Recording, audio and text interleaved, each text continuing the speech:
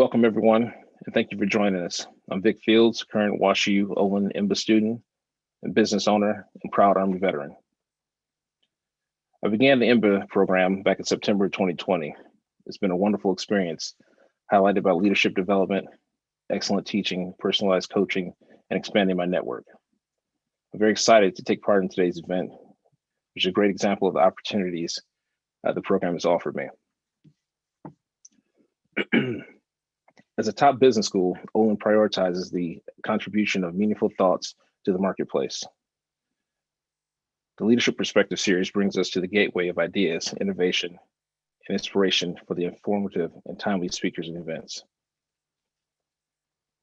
It's an honor to be here today with Dean Mark Taylor and the Brookings Institution's President, General John Allen, two acclaimed leaders that will share with us the insights on leadership philosophies and the importance of considering both data and values in decision-making.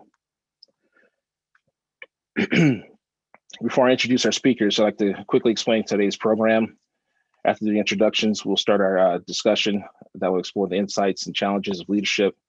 Towards the end of the hour, we'll transition to a Q&A session.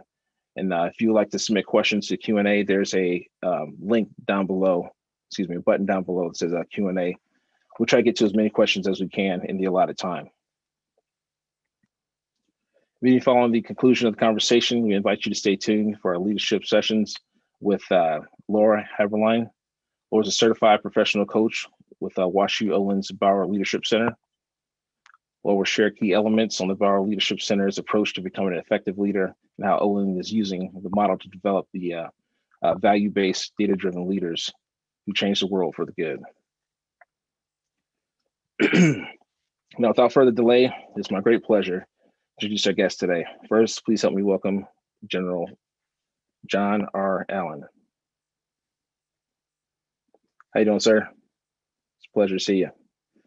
General Allen assumed the presidency of the Brookings Institution in November 2017, having most recently served as chair of security and strategy and a distinguished fellow in the foreign policy program at Brookings.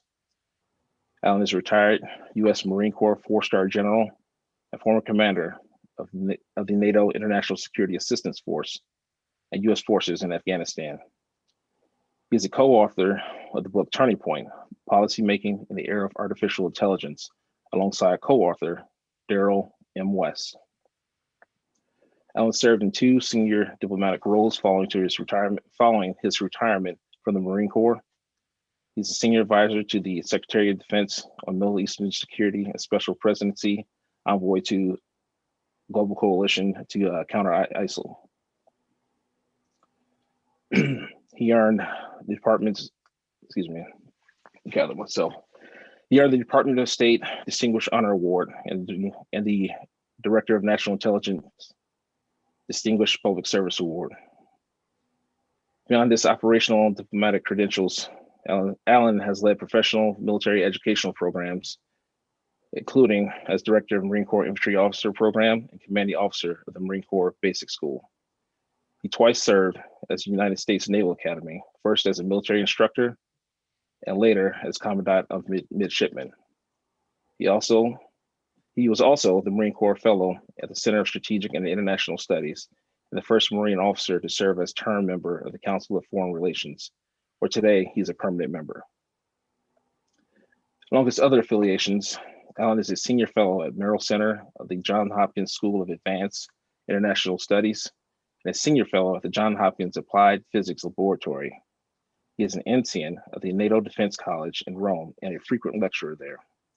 Allen is a recipient of numerous U.S. and foreign awards, holds a Bachelor's of Science in Operations Analysis at the U.S. Naval Academy, a Master's of Arts in National Security Studies from Georgetown University, a Master's of Science in Strategic Intelligence from the Defense Intelligence College, and a Master's of Science in National Security Strategy from the National Defense University. General Allen, thank you, and we're honored you can join us. Great to be with Next, you. I'd like to introduce Dean Mark Taylor. Dean Taylor is the Donald Danforth Jr. Distinguished Professor of Finance. He became the Dean of Olin School of Business at WashU in December 2016. He's one of the most highly cited financial economists in the world, and has served as an advisor at the Bank of England and International Monetary Fund in Washington, D.C. A leading global authority on international finance, Dean Taylor began his career as a foreign exchange trader in the City of London. As a managing director at BlackRock, the world's largest asset manager, he led the European arm of the Global Market Strategies Group, a large macro investment fund. He is also the author or co-author of many books, including two of which are leading European textbooks in economics and macroeconomics, and has held faculty positions at London's Cass Business School, Oxford University, and New York University Stern School of Business. Taylor joined the WashU Olin School after 6 years as a dean at Warwick Business School. Dean Taylor holds master's and doctoral degrees from Oxford University, London University, and University College London. In 2012, University of Warwick recognized him with a higher doctorate for his lifetime contributions to the field of finance. Dean Taylor serves on the board of directors for Shakespeare Festival St. Louis as a research fellow at the St. Louis Federal Reserve Bank, and as a research fellow at the Center of Economic Policy Research, and as a senior fellow at the Brookings Institution in Washington, D.C. And he's also served as on the board at the AACSB. Fun fact, Dean Taylor is a skilled horologist. He owns a collection of fine antique English clocks, all of which he restored himself. Gentlemen, thank you for being here with us today. Let's go ahead and jump into the discussion. I'd like to begin our conversation this afternoon with the following quote. It has been said that arguing against globalization is like arguing against the laws of gravity. That's from General Kofi Annan, former NATO general. Please share with us your thoughts on the direction of globalization and why you think global fluency is so important for today's leaders. Vic, do you want me to go first? Please. Okay, great. Well, first, it's terrific to be with everyone today. Olin School is a very important organization to us at Brookings in Washington. I guess we are related. We're very happy to be related by virtue of our Brookings origins. So it's great to be with you, Vic. I know you and I served together in Afghanistan. That was a great honor, and thank you for your service. And Mark, it's great to see you again. This question is really important. And I don't think that we can be serious leaders on the world scene without having some measure of global fluency. In fact, from my perspective, it's an imperative. It's not desired or aspirational. It's an imperative. We have to understand what forces are at work in the world today. And when we think about the twin forces that we have seen in action in the recent past, those of what typically or so-called known as the Fourth Industrial Revolution, or the emergence of advanced technologies. At the same time, the force of globalization on an economic level. It's virtually impossible for someone to aspire to national or international leadership without having some sense of global fluency, which is about cultural awareness. It's about understanding the faiths of the community of nations. It's about understanding what are the historic and historical influences that propel various societies in the world today. And the more you understand about societies and their economies and their systems of government and their histories, the more we're able to lead, the more we're able to be a factor for good in the global community. So I think global fluency is not just a desired trait. I think global fluency is absolutely an imperative for anyone who would seek to occupy a position of leadership in the world today. Yeah, well, first of all, thanks, Vic, for that kind of introduction, and thank you, General Allen, for joining us today. And yeah, I would echo those sentiments of General Allen's. And having a global perspective, of course, is key. It's part of the our DNA at Olin, right? It's kind of baked into our curriculum, baked into our culture. All of our MBA programs have an international experience. Our global MBA program has the global immersion, where first and the idea is that it's hard to lead in this global environment unless you do understand different cultures, right? You are aware of how business is done around the world, and the world is becoming increasingly globalized. And over this, I think that's That's always been important, always will be important, and it's, if anything, gained increased importance, paradoxically, in the last year, where the world's kind of been shut. But we've increased our global reach, right? Because people now connect in this digital world the way we're connecting now, and been forced to do that. And I think going forward, that will accelerate, if it can be accelerated, this trend towards globalization. So absolutely, globalization, having a global mindset, is key to being a leader in this environment. And Vic, let me come in as well, because Mark's points are really important. The United States has, in the last several years, not covered itself with glory on the international stage. And one of the reasons is because, in many respects, we consciously abandoned our approach to multilateral approaches in the international community to problem solving. It's you just have to understand that almost every hard thing in the world today, as the professor just said, as the dean just said, particularly in the COVID experience, virtually every hard thing we're going to undertake in the world today can only be done in a multilateral manner, either using multilateral organizations that exist or multilateral organizations that we create. But you're not going to be successful in multilateralism if you don't have some form of global fluency. So it's useful to be globally fluent as a leader, but it's absolutely imperative in the course of the intercourse of nations and the solution to the hard global problems we face, from climate to pandemics, to social issues, to matters of economic crisis. We have to perform on a multilateral level, and to be successful in that regard, you have to be globally fluent. Well said, gentlemen. Well said. Before we get too far into the questions, it's important to know, I'm curious myself, how did you both arrive to your current leadership style? And would you just describe your leadership style and how you've developed your style over the years? I know for myself, I mean, I kind of was a little bit high strung as an early lieutenant, and then I kind of mellowed out, and I think I'm pretty awesome now. But so, can you take us through your development process and how you got to where you are now? Sure. Well, I kick off. Well, I agree, Vic. It is a matter of development, right? I mean, you never reach and say, okay, I've now got my leadership style. This is cool, right? You're continually developing as the world is also changing, and I think it's a matter of lifelong learning. Yeah, going from early management leadership positions where you kind of flying by the seat of your pants, as it were. But even when, I still today have a coach, right, that I speak to regularly and talk about the issues I want to improve and think about and problems in my leadership style. And I guess I've also tried to use whatever opportunities I've had in different experiences, right? I mean, I kind of envy having military experience, to be honest. But I have had other experience. I've had experience in the corporate sector, as well as in different areas of higher education. And I thought I tend to think in terms of 4 frames, right? I have these kind of 4 frames that I tend to think about. The first is about developing a vision.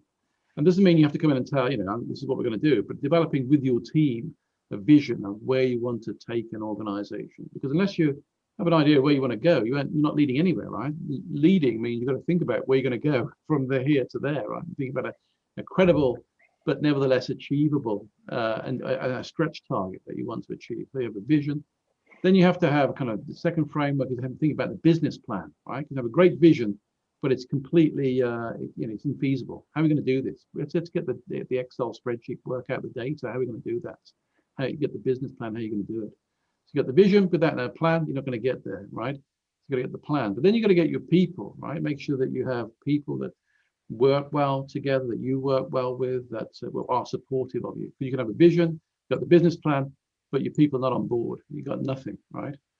And then the fourth one is the politics, right? Because you can have the vision, you can have the plan, everyone's ready, and then you get blocked by your board, or in a university by another dean or something else, right? So always think about the political side. What alliances do I need to form now rather than when I can nurture and think about these alliances, rather than having to form them last minute, right?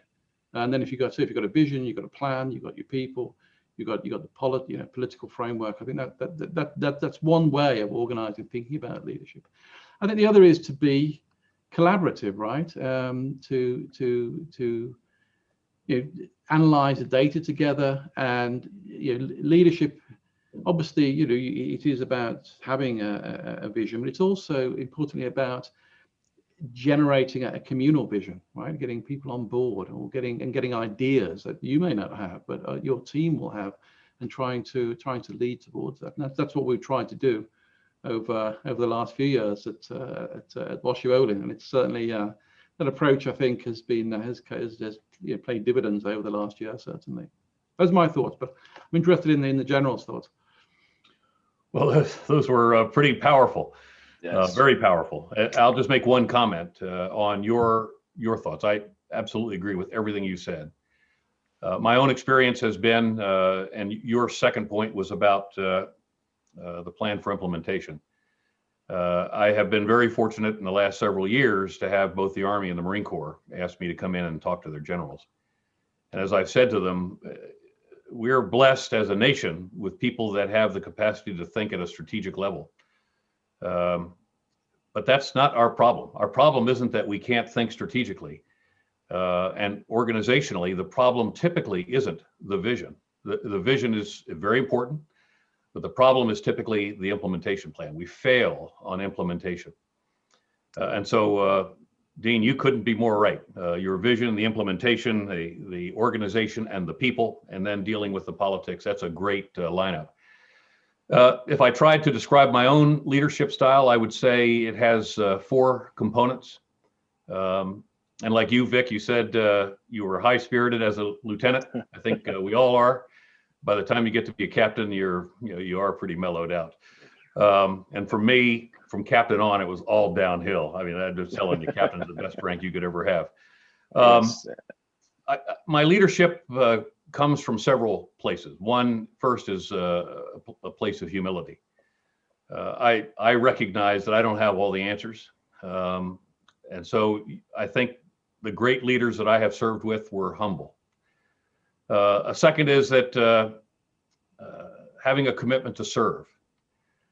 And that means putting other people's priorities, putting the institution's priorities, putting the mission ahead of your own well-being. In reality, the world that you and I grew up in, Vic. And so a selfless, humble leader who sees herself or himself as a servant of the organization is a really important source of leadership. And the third is great leaders have to be willing to accept responsibility. You often find folks who are in leadership positions who are not fully willing to embrace the inherent requirement to accept responsibility. And then you have to be willing to lead. We talk to a lot of the high school students in Washington, D.C. We bring them to Brookings, and we have a day-long seminar with them, and they shadow our leaders, they shadow our scholars. I have the chance to talk to them at the beginning of the day, and I give them a few minutes on leadership, and I just tell them that in a world where there are so many conflicting messages, where there are so many forces at work which can act to drag you down, we are desperately in need of young leaders, people who are willing to accept responsibility and who are willing to lead, but to do so from a source of humility and ultimately a commitment to serve. So those 4 things really, I think, have characterized my leadership over the years: humility, service, responsibility, and leadership. The other thing that I really very much agree with respect to the Dean's comments, Mark's comments, is I have a different term for collaborative, but it's no less important, and that is inclusiveness. He talks about collaborative, I talk about inclusiveness. I think they're virtually identical in the context of the more people you have working with you in ultimately making an organizational decision and then implementing it as a group, as a community, as a family, really, if it's an effective leadership organization. The more collaborative that is, the more inclusive that it is, the more effective it will be in the long term. Now, the one thing I would say to the audience that I've spent a lot of my life studying, not just in the context of leadership, but the art of decision making. You know, decision making is actually both an art and a science. And as in the courses that I have taught over the years, in the schools that I have led or the organizations that I have led, we do talk specifically about decision making and how decisions are made.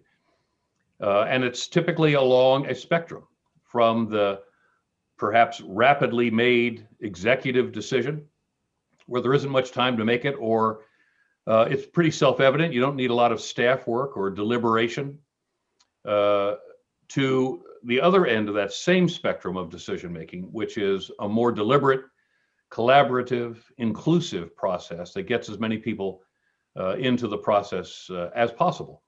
And I think for leaders, decision makers, the more senior you become, the more you have to be aware that the environment within which you make the decision and the place of the organization within that environment and the time you have allotted to you ought to predicate, in many respects, where you are on that decision-making continuum.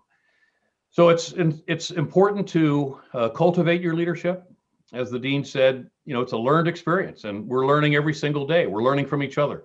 We're learning from mentors, importantly. We're learning from the reading of biographies of great leaders, either corporate leaders, economists, academicians, politicians, in my case, generals and military figures. You're learning all the time, and your leadership is being honed. But I think just as important is to study the process of making decisions as well, so that when you make that decision, you have put the most into it that you possibly can, given the time and the environment and the position of your organization within the environment, the decision-making environment that you have to deal with. Yeah, I would echo that. And yeah, as many people on this call know, and Vic will know, part of the curriculum here thinks about values-based, data-driven, or data-driven, values-based decision-making. The data is really important to you. You can't really make a decision unless you have all the data to hand. Well, sometimes you don't have data, and that is a problem. But what you must always have is a value system, right? And then the two come together. And I agree about inclusiveness, collaboration, and diversity, right? Which is all embracing diversity. The more diverse voices you have, the more likely you are to make a good decision, because you consider different angles, right? And consider different stakeholders. So I'd endorse those comments of General Allen. Okay. So quickly, I have to mention this. Dean Taylor, you mentioned having a coach. So I guess this is the first year that we had coaches in the EMBA program, and it's been a game changer for me.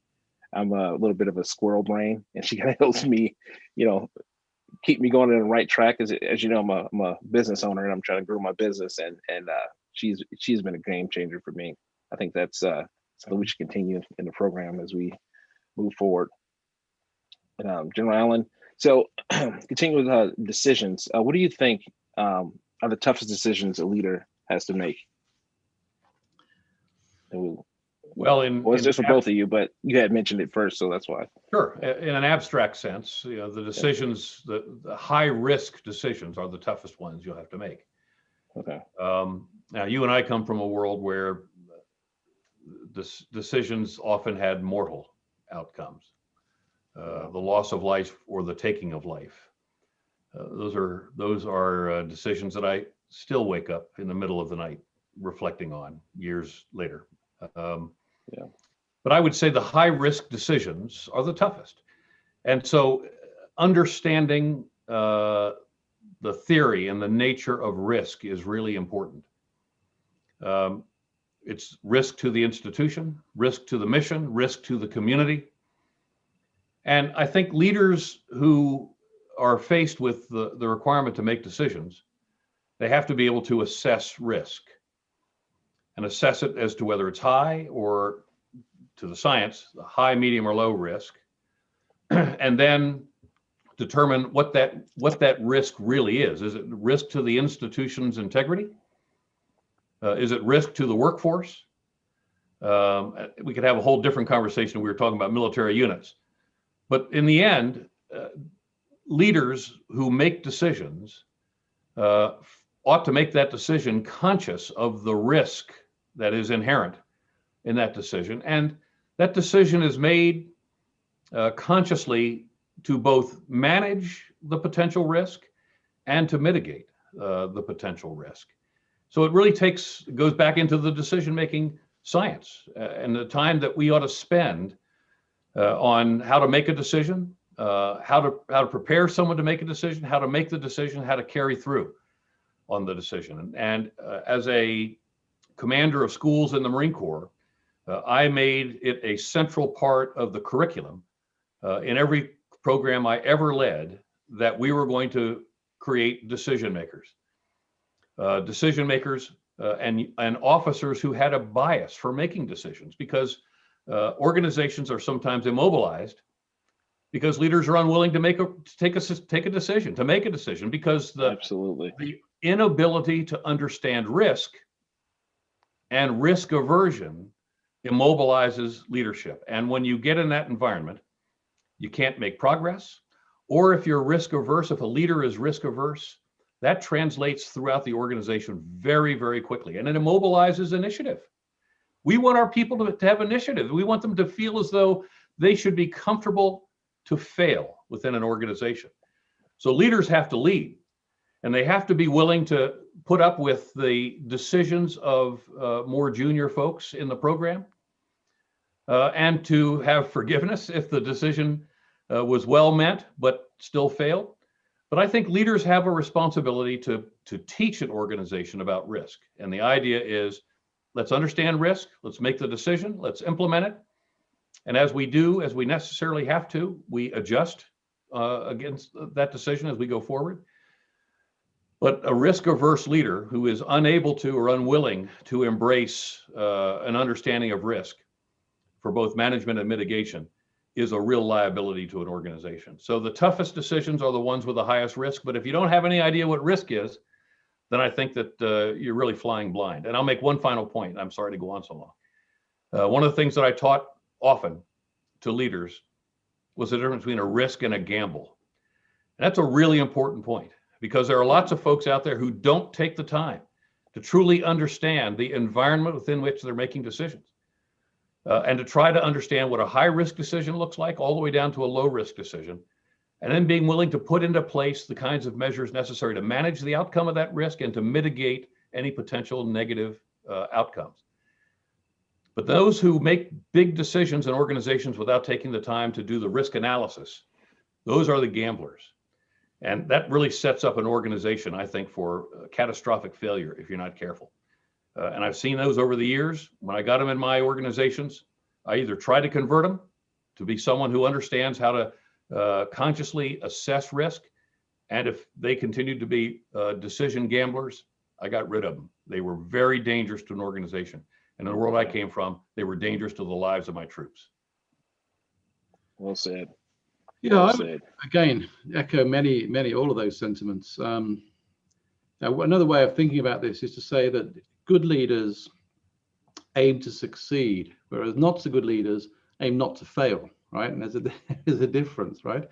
You know, nothing ventured, nothing lost is not a recipe for success, right? So it's a matter of indeed taking controlled risks, but which are well-informed risks, right, as well. So I would certainly agree with those sentiments. I think also one can think about, I was mulling this over with you, as General Allen was talking about tough decisions and difficult decisions, right? I mean, tough decisions are when there are risks and they have material implications. And I guess difficult decisions, which can be tough as well, are ones where you don't have the data, right? Where there are these, I get confused about known unknowns and so forth. I think it's like known unknowns, right? And we've seen some of that over the last year. We've had to make decisions at the school level about what we do in terms of, what we'd like to do in bringing students back, whether we should go online and so forth, and what implications that will have, where we didn't have enough data, right? And you can be, you can minimize risk to the extreme amounts, and then you do little, right? Or then but the other end, you're reckless. So actually, trying to gauge what the appropriate degree of controlled risk when the data is limited is difficult. And the way to do that is the way to cope with it, I've found, is to analyze the data, whatever you have, and discuss at length, with not by to the length of paralysis, right? You have to make a decision at the end of the day. Make sure you get a range of views and inputs from your top team. And developing a top team, of course, is also a key part of the leadership. Good deal. Yeah, that's I agree. So we talk about tough decisions. We have to talk about last year. So this past year had many challenges, and it involved decision making most people couldn't have foreseen, previously. What in your past prepared you to lead during these uncertain times? Okay, well maybe I'll kick off on that one. I mean, I know General Allen has a wealth of experience, but I have some experience of a previous crisis, right? I headed a large global hedge fund or investment fund during the 2007-2008 global crisis, and that was a matter of the world seemed to be falling down, at least in the finance world. Not only that, we're being a lot of people on my team were being fund managers being blamed for this. And how do you bring your team together to do the best on that? And again, it was a matter of collaboration, listening, but also thinking about people, right? So in that particular case, we were it was a big fund, $10 billion under management, something like that, and a big chunk of that, probably 95% of that, were actually pension funds invested in the fund. So one thing I did was to meet with trustees of the pension funds and get them to bring along recent or forthcoming retirees, people who are going to rely on that pension money, and get them to meet my team and say, okay, this is not about money on the street. This is about people, about people's livelihoods, right? And that did, I think, really inspire and made people think this was not a matter of money, some abstract idea. This is a matter of honor, of thinking about how you're going to make sure that you're going to get these people through this crisis, right? And think about what the ultimate outcomes were. And similarly, during the last year, it's been a matter of how do we think about our students, right? I try to think about the people heard me talk about this. Now I talk about three horizons. First horizon was when the pandemic hit. First became clear a little over a year ago. Firefighting. How do we make sure that our students get through this, continue to get a first-rate education, will be able to graduate, right? Then it moved to a second horizon, which is okay, this is going to be, going to go on for a while. How do we up our game in this new environment? How do we make sure where students haven't got internships, for example? How can we develop other kind of online teams that we can work with firms to give consultancy experiences over the summer to replace that? How can we think about how we come into the classroom and get people back in a hybrid form, perhaps in the fall, to the very, very best of our ability, using state-of-the-art technology, drawing on our world-class faculty, digital education people, and so forth. Then the third horizon was thinking, okay, not use a cliche, right? Every threat can be thought of as an opportunity. How do we bounce out of this? Being world leaders in business. What is going to change about the business world as a result of this strange experience that in some ways accelerated globalization and digitization, the way I mentioned, and begin to think about that. But always it's about relying on getting feedback from our students, from our stakeholders, about how things were developing over the year, from our faculty about how they were feeling about this, and being very, very extreme amount of communication, I suppose. That's been three things have been important in the school. Three major things have been communication, right, during this time. So that's what's, I think that's what prepared me, and that's how we've to some extent dealt with it over the last year. Outstanding. Thank you. Great response. Let me just offer a few views from our perspective. My own experience. And I won't go into the details unless somebody is interested, but there have been a couple of occasions where a crisis was either some distance off in the future. I knew it was coming, and I had to get my organization ready for it. And that was all about preparation, ensuring that we understood and this is an important point. If you understand the strategic environment within which you're working, or the strategic environment within which you will ultimately be confronted, it helps you with your preparation. So you constantly have to be doing what I call horizon scanning to understand what's coming at you or the environment within which you're going to have to work. And from my perspective, having been confronted with a couple of substantial challenges over the years, I could see this coming. And just a very quick story. I had organized in many respects the Department of Defense response to the South Asia tsunami in 2004. It started on Christmas Day for us, 2004. And then we worked around the clock for 60 days to stabilize the situation in Indonesia and Thailand and in Sri Lanka, and then we provided support to other places. Okay. That was a real crisis, and that was one where, in getting ready for that, as that crisis began, that was one that was on you like that. Wow! I remember opening the Straits Times, which is a Southeast Asian newspaper, on Christmas Day. I always read on holidays, read all the East Asian papers. I was responsible for East Asia military policy for the Bush administration. And there was a brief report of an earthquake, but there was no other reporting because there was nothing coming out of the countries that had their entire communications destroyed. And pretty quickly we realized we were facing potentially hundreds of thousands dead, millions displaced. And that was a crisis that was on us very, very quickly. And we worked very hard, very quickly, but we had lessons learned from other crises that we could very quickly incorporate into our thinking. So we worked that for about 60 days. And coming out of that crisis, I was summoned to the National Security Council because the H5N1 virus, the bird flu virus, we believed at that moment, now we're in 2005, had mutated to the point where it might jump human to human transmission, which was the potential for a global pandemic of instantaneously lethal proportions that we could never have imagined. And I'll tell you, that was a real crisis. And for me, as I watched the unfolding pandemic occurring last year, with my experience in 2005, which ultimately resulted in President Obama's pandemic playbook, which didn't see the light of day in the Trump administration, but it had created a real opportunity. I was able to begin to posture the institution at Brookings to react.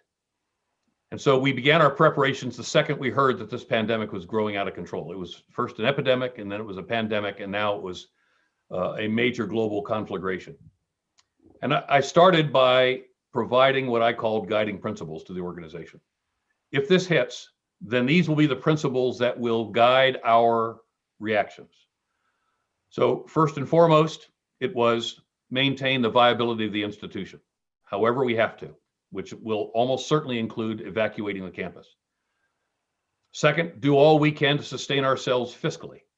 Third, ensure that we are a consequential part of the solution to the pandemic. The work that we do has got to contribute, not just to the US, but globally in the context of how we deal with the pandemic. Not just necessarily medically, but we fully anticipated the economic downturn and the crisis in international relations and all of that.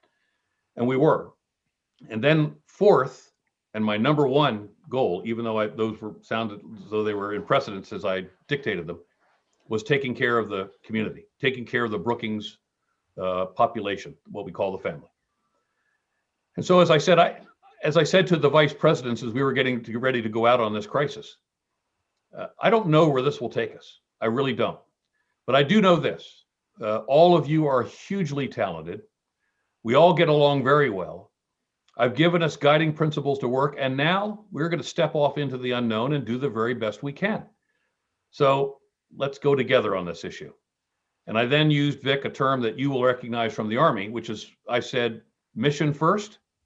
Let's be consequential. Let's make this work. Mission first, but people always. We will always take care of our people. And I assured the employees at Brookings that while we were facing a real economic crisis, potentially the largest crisis since the Depression, potentially bigger than the Depression, it was not my intention to put any Brookings employees off the pay roster. I was going to keep them on the pay roster so I could make sure they had health care. When I was able to assure them of that, then we all calmed down. We faced the crisis. We evacuated home. We're still home. We're still home. And, but we were able to breathe comfortably because it was mission first and people always. And when you're confronted with the unknown like that, and you've got great talent, as we do at Brookings, I knew we would come through this well. And we had enough background and enough time to see the need for the preparations. We got the preparations done. And when I finally pulled the trigger on evacuating the campus, we were ready to go. And in particular, our IT program had been ready now for weeks to connect everyone. So that we went from physical to virtual literally overnight, and we were able to adapt to it. Well said, sir. So right now, due to time, we're going to transition to the Q&A. But before we transition, I'd like to leave everyone with a quote. Sir Arthur Conan Doyle said, "It's a capital mistake to theorize before one has data. As a leader, you evaluate the data as you also consider the impact and ethics of your decisions. Why is it, striking the right balance between numbers and principle? Why is it so important?" Yeah, okay. I know that quotation. I think it's from a study in Scarlet, right? I think where Holmes and Watson are called down to a country house murder. And I think on the way, I think Watson says, "Who do you think did it, Holmes?" And, "My dear boy, it was a capital mistake to theorize, but what has the data?" You're puffing on the pipe. It biases one's judgment, I think he says. And I think that's the point, is that as you said earlier, right, that thing about values-based, data-driven judgment, or having a vision without having the implementation plan with the data, right? It's vitally important to be able to have both of those, right? To be able to evaluate the changing data, right? So from the beginning, having a clear value system and how you analyze a situation, how you bring those two together to make a decision, it's very important. I think as General Allen and I talk to, some difficult decisions arise when you don't have the data, right? Or you have incomplete data, and therefore that can be a tougher decision. But always think about how your value system is working there, and also think about how that data can change through time. So over the last year, we have had various amounts of data and changing data and situations about the pandemic and how it will unfold. And we've had to form a number of plans, right? So when we were planning last summer or last a year ago what we're going to be doing in the following fall, we had to plan for a range of contingencies, knowing that's only one of those is actually going to happen, because the data emerges, and therefore your strategy emerges, right? And it's all strategy. Sometimes people say all strategy is emergent. I don't mean it's emergency. I mean it emerges in the course of new data. So as that data changes, then you need to assimilate that and think about how it's going to feed back, but also never lose sight of your value system, right, in the midst of that. I think that would be my answer. I think General Allen will have a better answer, I'm sure. Yeah, I don't know I could do any better than that, certainly. I wouldn't compete with it, actually. It's a great answer. There will be frequent occasions where you don't have the kinds of data that you're looking for. And Vic, you'll remember this probably from your own time up in the north in Afghanistan. When confronted with a crisis, I often said to my leadership, what are the first principles that are operating here? Let's make sure we take one big step back and remember what our principles are. Because if we have unknowns, having worked for Donald Rumsfeld, by the way, I get this known unknown and known knowns and unknown unknowns. Oh my God. And then the snowflakes, I'd get memos back with snowflakes on them. I think, as the dean said, in the absence of clear data and clear evidence, where you have unknowns that you're facing, you have to go back to first principles. You have to go back to your values. And if they're sound, my guess is that his are, mine are, yours are, Vic. We generally can agree probably on our values. If they're sound, and you have to make a decision and step off, if that is a values-based decision, then the data will help you ultimately to temper that decision or change it as necessary if it must change. But so long as it's based on values, then that's a good starting point in the absence of full and complete data and evidence. You know, I'm on a global commission to look at the post-COVID recovery. We were talking about that this morning, the challenge between the harvesting of data. You'll recall there was this moment where we talked about using cell phone data for locational or positional data on individuals to help with tracking and tracing. Idea being that if we had that kind of information, we could more aggressively trace the spread of the disease and ultimately flatten the curve more quickly. Yet there was a very serious recoil at a personal level on whether that data ought to be made available and whether we were violating ideas of privacy. And in the end, the values of individual privacy superseded the potential value of the data. And here's the perfect example. And so I think when faced with a tough decision, it's always worthwhile for leaders with the leaders that they have in their organization, take a step back. Let's remember what our first principles are. Let's remember what we stand for. What are our values? And then as you receive additional information and you make the decisions and you move out on that decision, then you can adapt underway. You can adapt on the fly.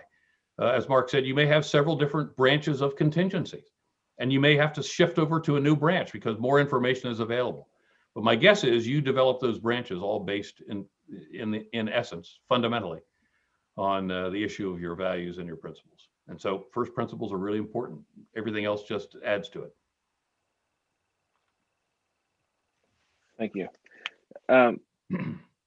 So it looks like your two's perspectives ignited our chat room. It's exploding with questions. So how about we take a few, if you don't mind.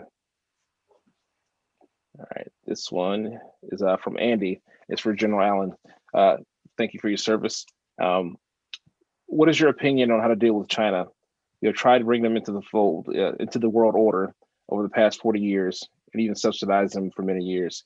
Instead of becoming a better world player, they clearly are not willing to work with us and undermine us at every turn. So how to deal with China? Yeah, well, that if we had the whole rest of the afternoon, I could probably give you a pretty good answer, Andy. Let me just say that China doesn't see the world order the way we see the world order. They believe that the world order was developed by the United States, and some part of that ultimately was to constrain China's development.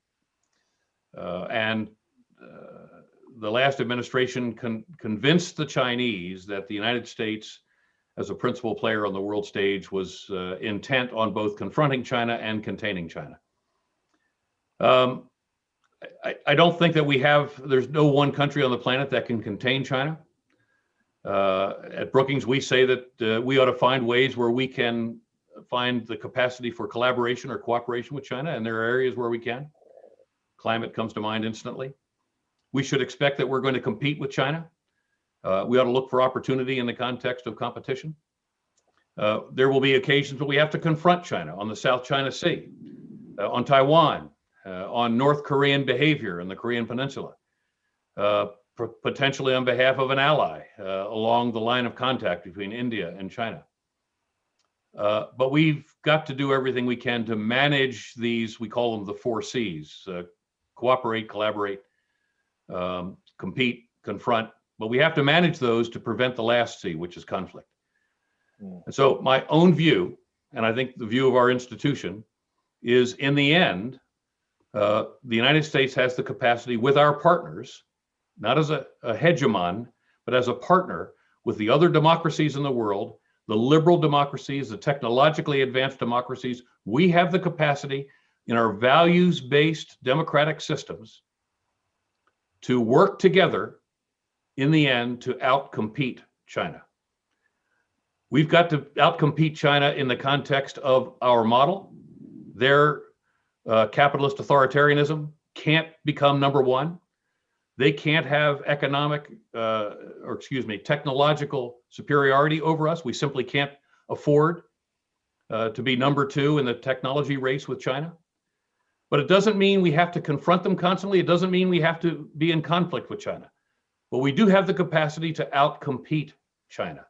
Outcompete China in the context of values. Outcompete China in context of our commitment to human rights. Very importantly, human rights. Outcompete China in the creation of technological models that are models for the good rather than models for surveillance.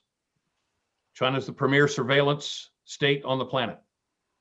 So I think there is opportunity in the future to work with China on goals where we can find areas of cooperation and collaboration. And there will be occasions when we have to compete with China where it'll benefit us and it might benefit them.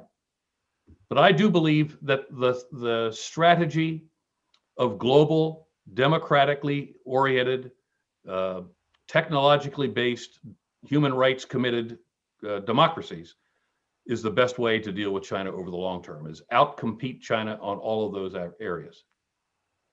Perhaps I could add something to that. I know this is General Allen's question, but we started the discussion talking about having a global mindset and understanding other cultures and ways of thinking about the world. That's something we try hard to do at Olin. And the reason I wanted to comment is because we take a lot of Chinese students. We have a lot of, in our graduate programs, a lot of particularly. And I think that's important for our students to mix with Chinese students and vice versa, to have that kind of develop an understanding within a curriculum that teaches values-based, data-driven decision-making and having a global mindset. So part of our function, I think, in higher education as a business school is to provide that interaction between students globally generally, but particularly in this case with students from China. And I hope that will have a positive impact on the relationship with the countries going forward. Let me come in, because Brookings has a public event on Monday where we advocate exactly for that. I think the last administration hurt us a lot. The whole idea of this journey in the 21st century between China and the United States does not have to be confrontational. We're going to compete. It's just is the nature of our two systems. We're going to compete. But the more we understand each other, the more that competition can be constructive. The more we can find places where we can collaborate and cooperate. And I'm not being in any way inconsistent with what I've just said. Not long ago, I was in Chengdu, and I was given an escort to explain to me Tianfu technology and environmental city. Chinese are doing a marvelous job in building these. And when I was about to start my conversation, I expected that the English I would hear from this young woman, I expected it either to have a British accent or an American accent. And when she started to talk, she had an Australian accent. And I okay, that's the first time I've encountered that. Why did you go to Australia for school? And she said, I had hoped to go to the United States, but I was afraid to go to the United States. And that is unacceptable. The Chinese should be welcome in our schools. They are not spies and not involved in espionage. And if they are, by the way, we know it before they even arrive. But the richness that comes from the interaction of Chinese students with American students creates a strategic investment in both cultures for this century. And the more we understand each other, the better we can manage those seas in a way that is constructive, not just for our two peoples, but for our two countries. Well said. Sir, Dean Taylor, the next one's for you. We're talking about professional development. I'll get her name right. Apologize. But the question was, so how do you go about selecting your coach? I mean, how often do you meet? What are kind of the things you talk about? Just the professional the development piece of coaching. Can you elaborate on that? Sure. So I have a regular meeting with my coach once a month, and I have done for the last even before I became dean. I was dean in the UK, and before that I was when I was a senior manager at BlackRock. So I was doing something like 15 years. And I would talk about a range of things. Sometimes I might have nothing to talk about, we just have a chat, it's just like speaking to a friend, a very, very confidential friend. And that's sometimes useful as well, right? Just to have someone to talk about, nothing's going to go anywhere. So it's totally confident about, letting off with steam about something. But other times it will be about, I was in this situation and I felt uneasy about this, because I even after 15 years as a manager, I still feel this, right? And what would you think about it? What should I do about that? And good coaches, I've had several, well, at least 3 or 4 over the years, will get you to think about the answer, right? They won't say, well, I think you should do this. They'll sort of, it's a bit like having I don't know, I've never had a psychiatrist or a psychologist. It's a bit like having a shrink, I imagine, right? Except with a business orientation. So that's my process, right? And without fail, I will speak. It's a female coach I've had actually over the years. And I think that's important as well, because that's another way of getting diversity, right? I was thinking about that really. It just occurred to me. I was thinking about my previous coaches have all been female, and that's useful to make sure that you're not getting some kind of male-centric view as well. So yeah, if you can get some sort of diversity with your coach, give you different viewpoints, and also their own professional experience, I think is very important. And as I say, just meet without fail. Even if you think, oh, I've got nothing to say, but just go and do it anyway, right? Something will emerge, right? I imagine, but it usually does. And also sometimes, I might call my coach and say, okay, I got this issue. Can you just help me think about this? What do you think? And really, they will help me think through a situation. It's just another way of getting feedback and consultation, which I also work with my senior team, right?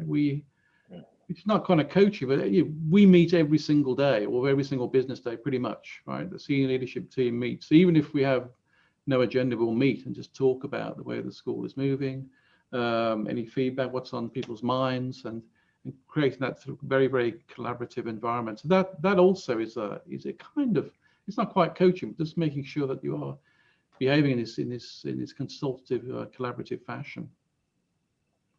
Yeah, so I highly recommend it.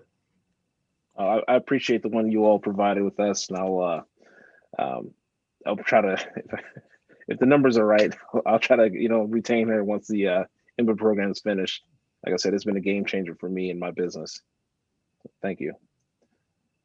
So we're tight on time. Gentlemen, thank you again for taking part in this event today. It's been an honor chatting with you. Your leadership styles are the two perspectives have just been amazing. I still come to the same conclusion of one, you got to be a good leader. So as we conclude this program, we're going to transition to our leadership session. There's going to be some scrolling slides. Please note, we'll have some information for you all to kind of follow along.